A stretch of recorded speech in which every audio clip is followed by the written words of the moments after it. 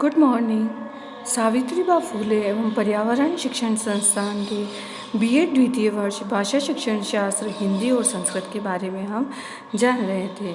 हिंदी और संस्कृत में हम विविध प्रकार के प्रश्नों के आधार बिंदु और प्रश्न पत्र का निर्माण कैसे होता है वो हम आज जानेंगे।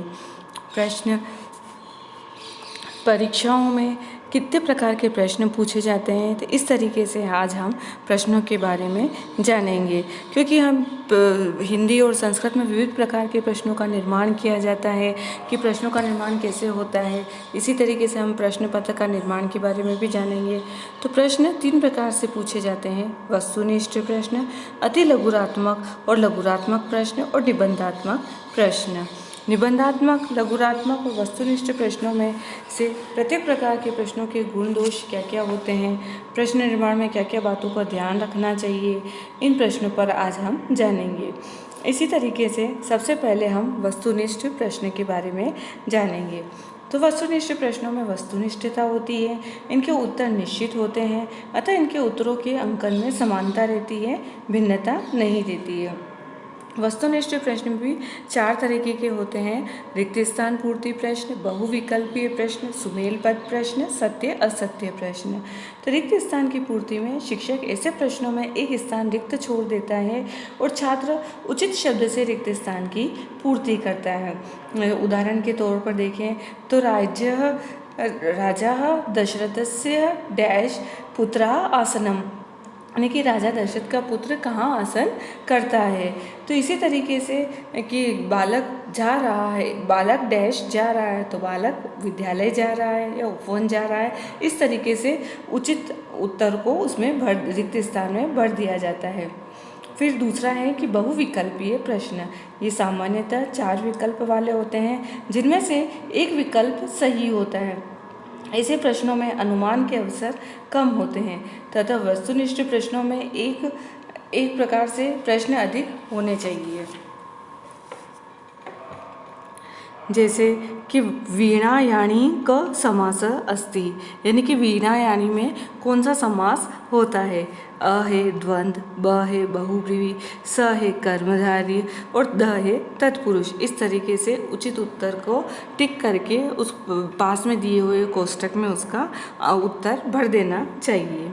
अब है सुमेलन पद प्रश्न, यानी कि इसमें सामान्यतः 2 खंड होते हैं। प्रथम खंड में विशेषण शब्द, पर्यायवाची शब्द और वाक्यांश, और द्वितीय खंड में इनमें क्रमशः संज्ञा शब्द, विलोम शब्द और शेष वाक्यांश लेकर मिलान कराया जा सकता है। तो प्रथम खंड प्रतिपादक के रूप में और दूसरा खंड विकल्प के रूप में कार्य करता है।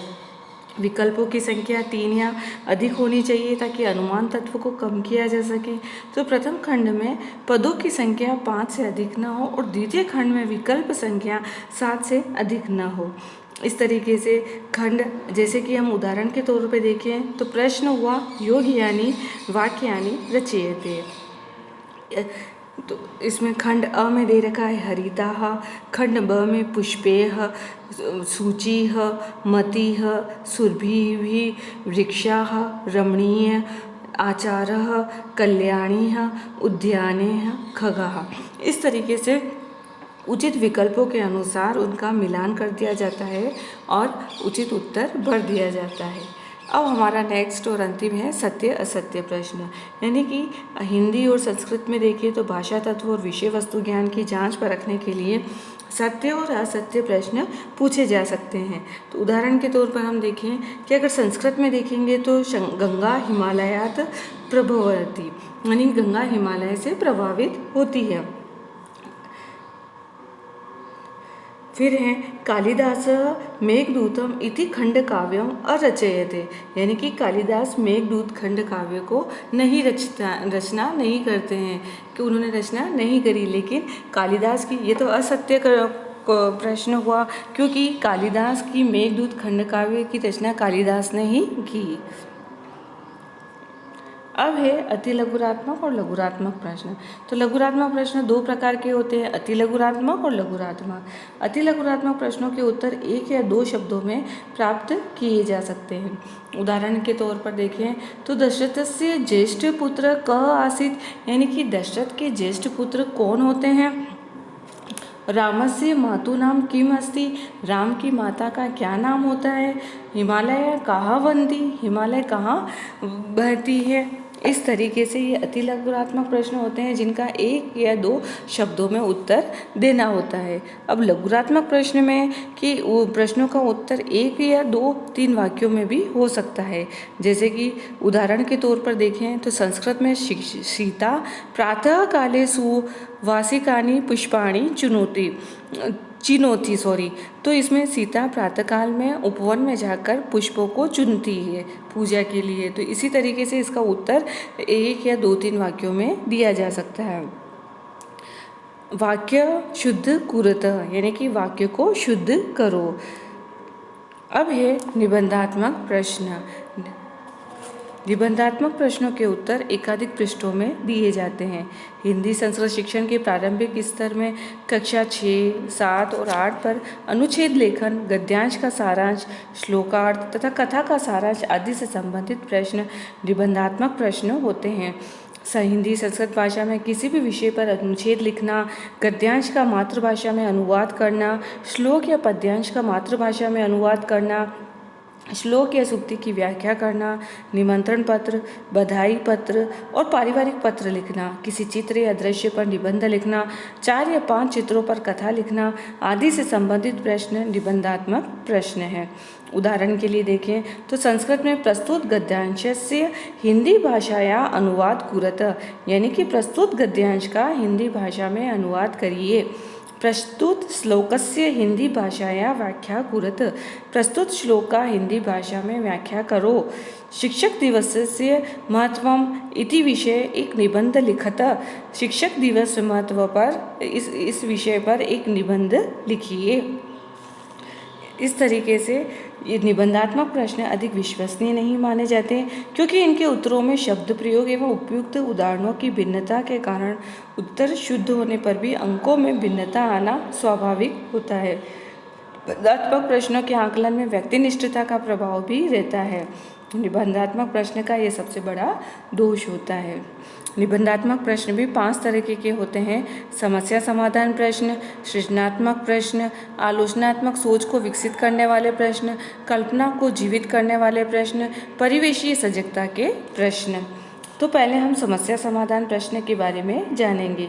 तो समस्या समाधान संबंधी प्रश्नों के बारे में छात्रों के समक्ष उन्हीं प्रश्नों को प्रस्तुत किया जाता है जिनमें छात्रों को विभिन्न विचार एवं विश्लेषणात्मक ज्ञान की आवश्यकता है।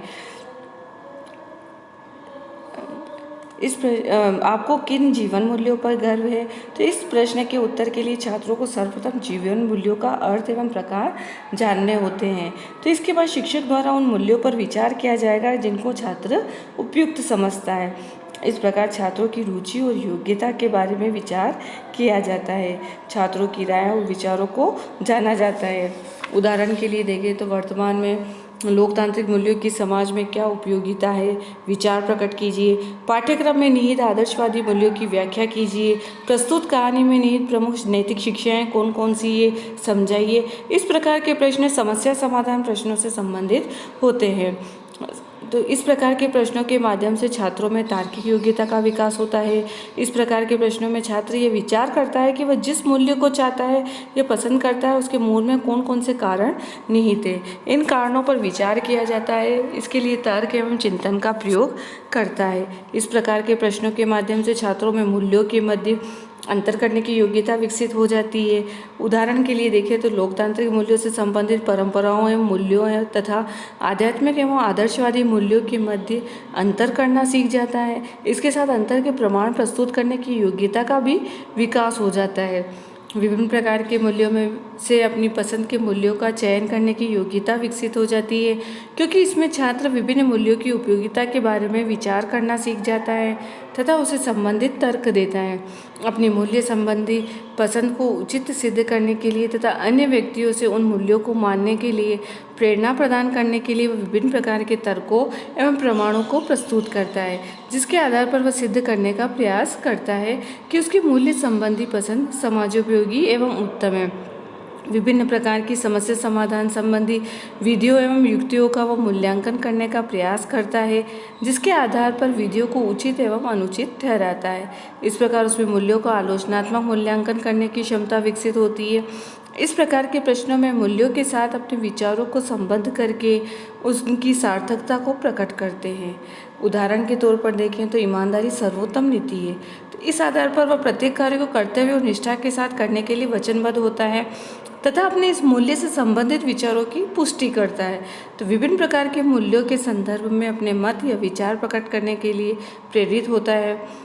जैसे कि आध्यात्मिक मूल्यों की प्रासंगिकता के संदर्भ में छात्रों से विचार प्रकट करने के लिए कहा जाए तो इस संदर्भ में प्रत्येक विचार छात्रों के विचार पृथक पृथक होंगे और विभिन्न प्रकार के मूल्यों और विचारों को छात्र सर्वप्रथम अपनी कसौटी पर कसता है। तो इसके बाद सार्थकता, वैधता एवं विश्वसनीयता ज्ञात करके उनको स्वीकार करने का प्रयास करता है। यदि उसे कोई मूल्य अनुचित लगता है तो सारभूत तर्क प्रस्तुत करते हुए उसे अस्वीकार करने का भी निर्णय लेता है। तो इस तरीके से ये समस्या समाधान प्रश्न होते हैं। अब नेक्स्ट है सृजनात्मक प्रश्न। तो विभिन्न प्रकार के सृजनात्मक प्रश्नों के माध्यम से शिक्षार्थी द्वारा यह प्रयास किया जाता है कि छात्रों में पाठ्यक्रम के अनुरूप सृजनात्मक योग्यता का विकास हो सके। इसके लिए छात्रों से इस प्रकार के प्रश्न पूछे जाते हैं कि उनमें किसी कार्य के प्रति नवीन अवधारणा का विकास कर सके। उदाहरण के लिए परिवेशीय स्वच्छता के लिए छात्रों से उनकी स्वच्छता संबंधी आदतों पर प्रश्न किया जा सकता है।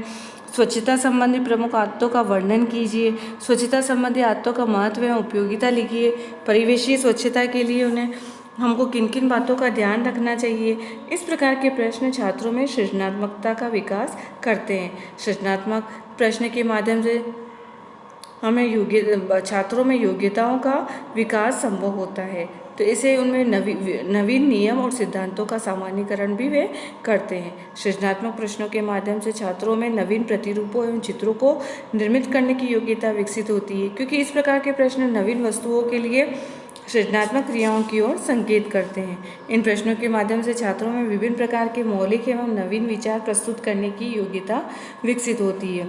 उदाहरण के लिए परिवेशीय व्यक्तिगत स्वच्छता से संबंधित प्रश्न का उत्तर देने में छात्र द्वारा अपनी स्वच्छता संबंधी नवीन विचारों को जोड़ा जा सकता है, जिन्हें वह उपयोगी एवं सारगर्भित समझता है। सृजनात्मक प्रश्नों के लिए वह विभिन्न प्रकार की परिकल्पनाओं पर भी विचार कर सकता है, जैसे चंद्र ग्रहण एवं सूर्य ग्रहण संबंधी घटना से संबंधित प्रश्न के उत्तर के लिए वह इसको खगोलीय घटना मान सकता है, आध्यात्मिक घटना मान सकता है, वैज्ञानिक घटना मान सकता है। इस प्रकार के अनेक प्रश्नों के लिए वह नवीन परिकल्पनाओं का सृजन कर सकता है। किसी भी सृजनात्मक प्रश्न के संदर्भ में वह पूर्व कथन करने की स्थिति में भी होता है। जैसे व्यक्तिगत स्वच्छता का ध्यान रखने पर वह व्यक्ति संक्रामक रोगों से ग्रसित हो सकता है, पल्स पोलियो दवा न पिलाने पर बालक विकलांग हो सकता है। इस प्रकार की पूर्व कथन की योग्यता सृजनात्मक प्रश्नों के माध्यम से संभव होती है, क्योंकि सृजनात्मक प्रश्नों का उद्देश्य भी इसी प्रकार का होता है। सृजनात्मक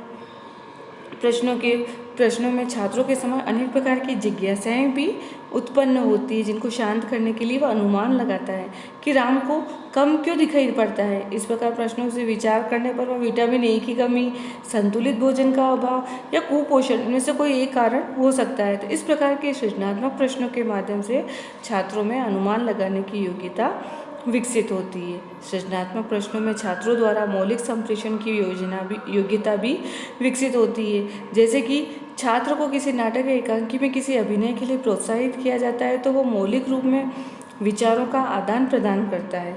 तो इसी प्रकार अन्य स्थितियों में भी वह विभिन्न प्रकार के संवादों को मौलिक रूप में प्रस्तुत करता है।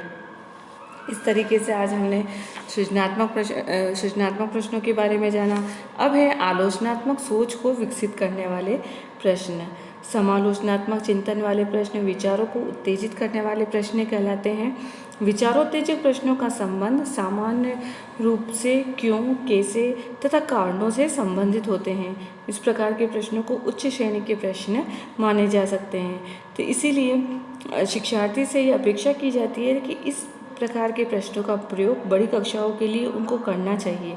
इसके माध्यम से तर्क एवं चिंतन का विकास संभव होता है। जैसे गाय को पालतू जानवर क्यों माना है, इस प्रश्न का उत्तर देने के लिए छात्रों को विभिन्न प्रकार के तथ्यों का संकलन करना होगा, तभी एक दूसरे के साथ संबंध स्थापित करना होगा। गाय को पालतू जानवरों के संदर्भ में उसको विभिन्न प्रकार के तर्क देने होंगे। इसके बाद वह कह सकेगा कि गाय एक पालतू जानवर है। गाय को पालतू जानवर सिद्ध करने के संदर्भ में वह संश्लेषण और विश्लेषण की प्रक्रिया संपन्न करता है। इस प्रकार के प्रश्नों के माध्यम से छात्रों में विभिन्न प्रकार के तथ्यों को एक दूसरे से संबद्ध करने की योग्यता विकसित होती है, जिससे नवीन तथ्यों का निर्माण करने में सक्षम होता है। विभिन्न प्रकार के संगठनात्मक प्रकरणों का विश्लेषण करके वह उनको स्पष्ट करने का प्रयास करता है, जैसे ग्राम सभा का संगठन, न्याय पंचायतों का संगठन एवं विधानसभा का संगठन आदि प्रकरणों से संबंधित प्रकरणों को उचित रूप से संपन्न कर सकता है। तो विवेचनात्मक प्रश्नों के माध्यम से छात्र अनेक प्रकार के निष्कर्षों पर भी पहुंचता है, जैसे गाय के संदर्भ में उसकी विशेषताओं का विवेचन करके वह इस निष्कर्ष पर पहुंचता है कि गाय एक उपयोगी एवं महत्वपूर्ण पालतू जानवर है, इसे पालने में ही भलाई है। इन प्रश्नों के माध्यम से छात्र विभिन्न प्रकार के अंशों को समग्रता से संबद्ध करता है या समग्र रूप में प्रस्तुत करता है। इस प्रकार की क्रियाओं में सार्थक और सारगर्भित वाक्यों का निर्माण भी संभव होता है और इन प्रश्नों के माध्यम से छात्र विभिन्न प्रकार के तत्वों को समझता है तथा उनके विशेष उपयोग को समझते हैं और उनको आवश्यकता के अनुरूप वर्णन में प्रस्तुत करता है। तो इस तरीके से ये आलोचनात्मक सोच को विकसित करने वाले प्रश्न हुए। नेक्स्ट है कल्पना को जीवित करने वाले प्रश्न। बालकों की दृष्टि से हम विभिन्न प्रकार की कल्पना से युक्त गतिविधियाँ देखते हैं कि दूसरे बालक अपने पर्यावरण के संबंध में जिज्ञासा रखते हैं कि टीचर द्वारा विभिन्न प्रश्नों के माध्यम से ये प्रकट होता है कि उदाहरण के तौर पर एक बालक को गांधी जी का चित्र दिखाकर पूछता है कि गांधी जी का चित्र सभी स्थानों पर क्यों लटका रहता है, गांधी जी संपूर्ण देश के पिता क्यों थे, गांधी जी सत्य एवं अहिंसा के माध्यम से कैसे युद्ध करते थे। इस प्रकार के अनेक प्रश्न पर्यावरण की प्रत्येक वस्तु के बारे में छात्रों से पूछे जाते हैं। तो प्रश्नों के रूप काल्पनिक रोचकता के अनेक उदाहरण निम्नलिखित प्रकार से प्रश्नों के रूप काल्पनिक रोचकता के अनेक उदाहरण द्वारा हम यहाँ पे छात्रों के पर्यावरण के बारे में काल्पनिक सोच को प्रकट करते हैं कि जैसे कि उदाहरण के तौर पर देखें कि एक बालिका ट्रेन से यात्रा कर रही है, तो अचानक ट्रेन रुक गई और सभी सवारियों ने कहा कि किसी ने ट्रेन की चेन खींच दी। इस घटना के आधार पर बालिका के मन में अनेक प्रश्न कि चेन कहाँ से पर स्थित है, चेन खींचने से गाड़ी क्यों रुकती है, चेन क्यों खींची गई आदि। अगर घर की दीवार पर मकड़ी का जाला था तो माँ ने बालिका से कहा कि कमरे की सफाई कर दो, तो बालिका द्वारा दीवार के कोने में मकड़ी का जाला देख लिया और उसके मन में प्रश्नों का सिलसिला प्रारंभ हुआ। मकड़ी जाला कैसे बुनती है, मकड़ी जाला क्यों बुनती है, क्या जाला मकड़ी का घर होता है, हम इसे नष्ट क्यों करना चाहते हैं। इस तरीके से इन उदाहरणों द्वारा ये हम जानते हैं कि जो ऊपर उपयुक्त उदाहरण मैंने बताए आपको वो छोटे छोटे बालकों से संबंधित होते हैं, लेकिन जब बालक बड़ा हो जाता है तो उसके चिंतन, अवलोकन एवं निरीक्षण में सघनता आ जाती है। वो विभिन्न प्रकार के पर्यावरणीय तथ्यों पर गंभीरतापूर्वक विचार करने लगता है। जैसे पृथ्वी अपनी धुरी पर घूमती है, इसीलिए दिन रात होते हैं, तो इस पर एक बड़े बालक की सोच में और छोटे बालक की सोच में अंतर होता है। बड़ा बालक प्रत्येक वस्तु को तर्क एवं चिंतन के आधार पर स्वीकार करता है। वह दिन रात होने के संपूर्ण कारणों पर विचार करने लगता है तथा अंतिम सत्य के रूप में वह जब तक यह नहीं जान जाता कि पृथ्वी सूर्य के चक्कर लगाती है और पृथ्वी का जो भाग सूर्य के सामने होता है वहाँ दिन होता है और जो भाग सूर्य के सामने नहीं होता है वहाँ रात होती है, और तब तक उसे चैन नहीं मिलता है। इस तरीके से यह कल्पना को जीवित करने वाले प्रश्न माने जाते हैं। अब नेक्स्ट है परिवेशीय सजगता के प्रश्न। तो इस प्रकार के प्रश्नों का प्रयोग तभी किया जाता है जब छात्र द्वारा गलत उत्तर देने की प्रक्रिया को अपनाया जाता है। तो ऐसी स्थिति में शिक्षक अपने चारों ओर ऐसा वातावरण विकसित करता है जिससे छात्र उत्तर देने में सक्षम हो और छात्र सही उत्तर देने का प्रयास करे। जैसे कि उदाहरण के तौर पर हम देखें कि शिक्षक परिवेशीय स्वच्छता पर ध्यान न देने से जीवन पर क्या प्रभाव पड़ता है, तो शिक्षार्थी कोई उत्तर नहीं देता है।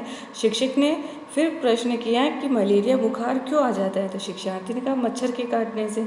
तो शिक्षक ने कहा पूछा कि मच्छर कहाँ उत्पन्न होते हैं, तो शिक्षार्थी ने कहा कि गंदे परिवेश में।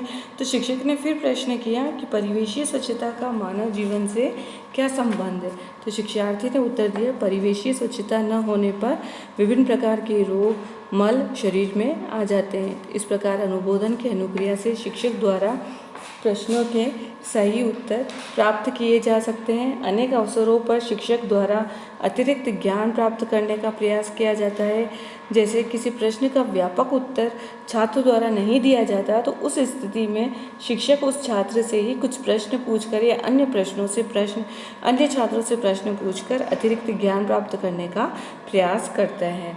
इस तरीके के उदाहरणों, जैसे हम एक और उदाहरण लेंगे कि शिक्षक ने प्रश्न किया कि वनों से हमें कौन कौन से लाभ हैं, तो शिक्षार्थी ने उत्तर दिया कि वनों से हमें लकड़ी प्राप्त होती है। तो शिक्षक ने फिर प्रश्न किया कि वनों से हमें और कौन कौन से लाभ हैं, तो शिक्षार्थी ने उत्तर दिया कि वनों से हमें औषधि, कागज़ की लकड़ी, पर्यावरण संतुलन में सहायता तथा ऑक्सीजन प्राप्त करने में सहायता मिलती है। तो इस प्रकार अतिरिक्त ज्ञान प्राप्ति के लिए शिक्षक द्वारा इस प्रकार के प्रश्न किए जाते हैं और शिक्षार्थी का भी प्रश्न का उत्तर देकर अतिरिक्त ज्ञान प्राप्त करने का प्रयास किया जाता है। तो ये थे हमारे प्रश्नों के आधार बिंदु, प्रश्नों के प्रकार के बारे में हमने जाना। अब हम प्रश्न पत्र का निर्माण किस तरीके से किया जाता है, क्योंकि हम परीक्षा में प्रश्न पत्र हमें देना होता है, उसी के आधार पर हमारा मूल्यांकन किया जाता है।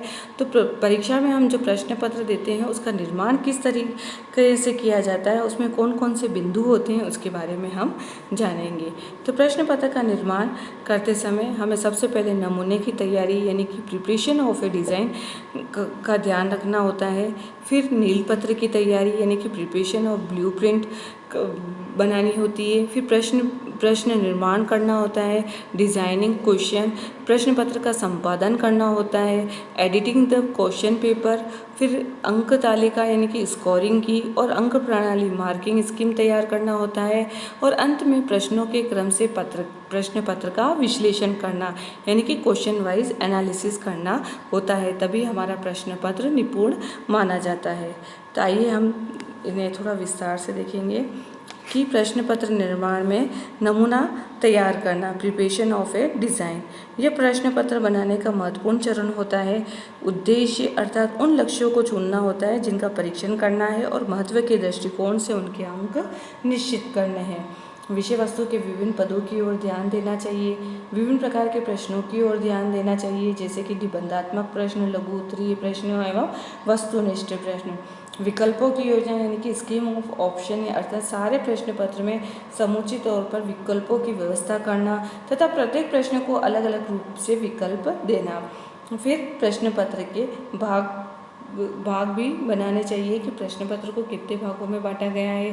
प्रश्न पत्र को 3 भागों में बांटा गया है, प्रथम भाग, द्वितीय भाग और तृतीय भाग। अब है नील पत्र की तैयारी, preparation of blueprint.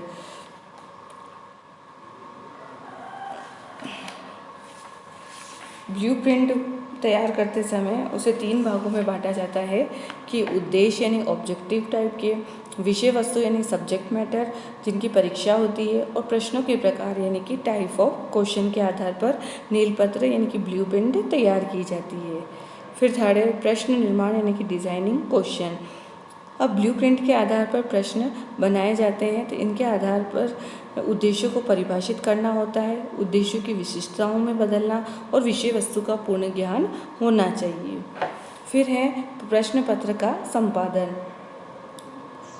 Editing the question paper. इसमें प्रश्न के अलग अलग भाग बनाकर उनका एकत्रीकरण करना यानी कि वस्तुनिष्ठ प्रश्न, लघु उत्तरीय प्रश्न तथा निबंधात्मक प्रश्न निश्चित अनुपात में ही देने चाहिए, यानी कि प्रथम भाग में वस्तुनिष्ठ प्रश्न, द्वितीय भाग में लघु उत्तरात्मक प्रश्न और तृतीय भाग में निबंधात्मक प्रश्न। इस तरीके से उनका संपादन करना चाहिए। फिर है अंक तालिका तथा अंक लगाने की प्रणाली, स्कोरिंग की एंड मार्किंग स्कीम। वस्तुनिष्ठ प्रश्नों के लिए अंक तालिका तथा उत्तर तालिका तैयार की जाती है। अंक लगाने की विधि का प्रयोग निबंधात्मक प्रश्नों तथा छोटे उत्तर वाले प्रश्नों के लिए अलग अलग किया जाता है। अंकों का निर्धारण तो इस तरीके से ये अंकों का निर्धारण और उसकी प्रणाली को भी अच्छे से ध्यान रखना होता है कि इसमें किस तरीके से कहाँ किस तरीके के अंक देने होते हैं। जैसे कि प्रथम भाग यानी कि वस्तुनिष्ठ प्रश्नों में कम अंकों का अंकन किया जाता है और लघु उत्तरीय में थोड़े ज़्यादा अंकों का और निबंधात्मक प्रश्नों में अधिक अंकों का अंकन किया जाता है। फिर है प्रश्नों के क्रम से प्रश्न पत्र का विश्लेषण। तो इस प्रकार से प्रश्न पत्र का मूल्यांकन किया जाता है और प्रश्न पत्र निर्माता अपने प्रश्न पत्र के गुण दोषों के बारे में भी अच्छी तरीके से जान लेता है कि उसमें कितनी अच्छे तरीके से बनाया है और अगर उसमें कुछ मिस्टेक है तो उसमें कुछ सुधार कर लेना चाहिए। इसके लिए प्रश्न पत्र को क्रम से जमाना होता है। प्रश्न पत्र का विश्लेषण करना अति आवश्यक होता है। विश्लेषण करने से उसके गुण दोषों के बारे में पता चल जाता है। अब आपके सामने मैंने ये ब्लूप्रिंट की फ़ोटो बताई गई है, जिसमें ब्लूप्रिंट के जो तीनों भाग होते हैं उद्देश्य के आधार पर, विषय वस्तु के आधार पर और प्रश्नों के प्रकारों के आधार पर इसे तैयार की गई है। इस ब्लूप्रिंट तभी सही मानी जाती है जब उसकी ऊपर से स्कोरिंग और ये साइड की स्कोरिंग समान हो। एक जैसी स्कोरिंग होगी, सेम स्कोरिंग होने से ये ब्लूप्रिंट राइट मानी जाती है, अन्यथा वो ब्लूप्रिंट रिजेक्ट हो जाती है। इस तरीके से आज हमने प्रश्नों के आधार बिंदु यानी प्रश्नों के प्रकारों के बारे में जाना, प्रश्न पत्र का निर्माण कैसे किया जाता है ये जाना। Thank you.